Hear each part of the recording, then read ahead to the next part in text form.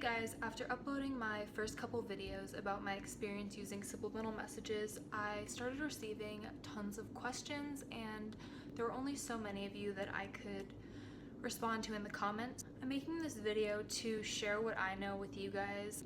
I also wanted to thank you guys for all of the positive reactions and support to my videos. I really loved seeing what you guys had to comment and seeing that you guys liked the video. And thank you guys, just thank you for the support, and I hope it continues as I continue making videos. I did a fair bit of research on this topic. I was just really interested in it and wanted to check it out, wanted to make sure it was safe. So what are some questions? Some of the main questions I've been receiving are, hey, what are subliminal messages? How do you use them? Is this safe? All kinds of questions like that. So let's get started. I have a bunch of fun stuff written down, just so I don't forget to tell you guys anything that I was meaning to. Oh, before I get into this, I use this mascara. Okay. Here's an open tube. They stopped making it, so I ordered a bunch of them online. This is like half of the amount that I ordered.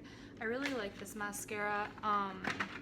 Alternatively, I really just like Maybelline for mascaras. I really don't think it's worth it to like buy a mascara from like Sephora or Ulta or something because they dry up so quickly. So what are subliminal messages? Subliminal messages are types of stimuli that are presented below the threshold of conscious awareness.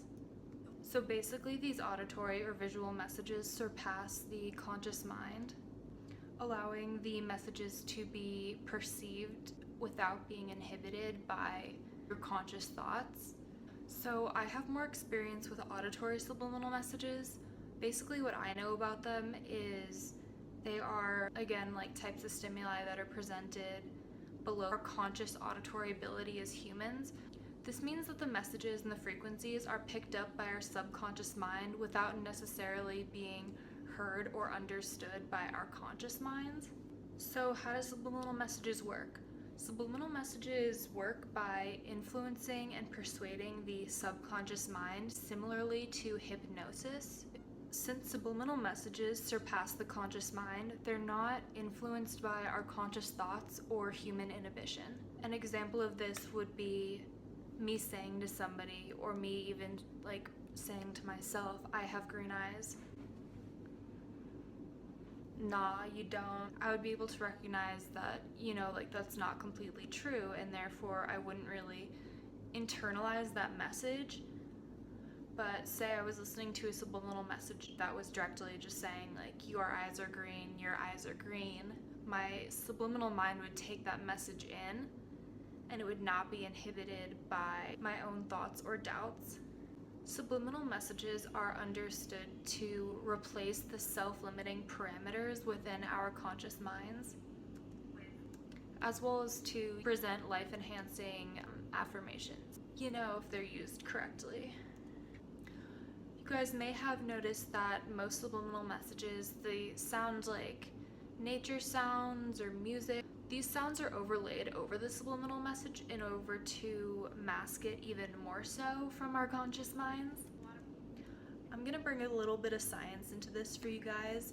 Not gonna pretend like I know a whole lot about this, but I'm gonna talk about epigenetics. Epigenetics is basically the scientific study of gene expression in which a change in phenotype occurs without a change in genotype. I'm gonna break that down for you guys. That basically means a change in physical feature without change in our genetic makeup.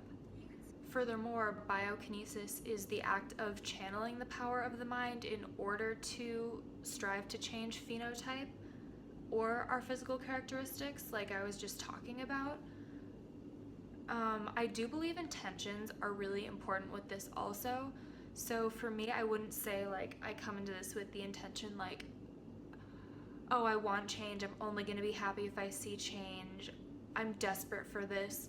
No, of course not. I'm coming into this experience with an open mind and 100% positive intentions. You are relying on the power of your own mind. So you really just want to chill out, and it should be a good experience. Like, I'd never People ask me all the time, how do you listen to subliminal messages? Like, when? I only ever, like, I'm to the point where I only listen, like, if I want to, or feel like I'm in the right headspace. Like, some days I don't listen at all. You know, even during the first month, there were days where I didn't listen. You also don't want to overdo it. You know, I would say cap yourself at 6 or 7 times a day. More so than that, it's just redundant. Like, I feel like you need to give your subliminal mind a rest for sure. With that, when I listen and I feel like I'm able to, you know, channel a lot of energy into that topic, I'll lay down and kind of meditate to the tracks and just, you know, have my own affirmations going on through my head, and, you know, that's good. I feel like that influences me very positively. Alternatively, I'll just play the tracks in the background while I'm doing other things, and, you know, I'm still able to hear it and pick up on it. I also got some questions concerning negative side effects. Are my eyeballs gonna fall out? They're not. To the extent of research I did, I haven't found anybody who has gotten unwanted negative effects from using subliminal messages. As long as you're using it with the right intentions, I do believe that you'll be a-okay. That's just my personal opinion. I want to make that clear. So I think that's really everything I wanted to go over. You guys can always leave questions down below. I think I'm going to film a day in my life routine type video showing when and how I incorporate, you know, using subliminal messages into my daily routine. So just let me know down below if you'd be interested in seeing that. You know, that's obviously like kind of a lot of work to, you know, get all the angles and clips, and I'm a student, so I'd be filming at school, and you guys are interested, I'll do it. But, you know, just let me know. And I update, I'm filming this around, you know, like the 1 month mark. This is actually awful lighting.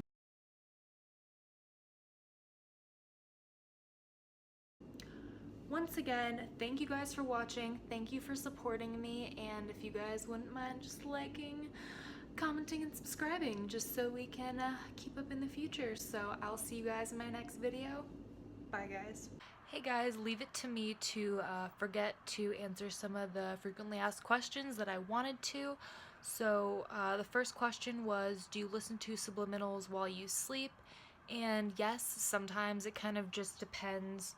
But, you know, if I'm feeling like listening to them while I'm falling asleep or as I sleep, like, totally, I'm gonna put it on and listen. Going along with that, a lot of people have been asking what subliminal message I listen to. I'm gonna link down below the only video that I've only ever listened to.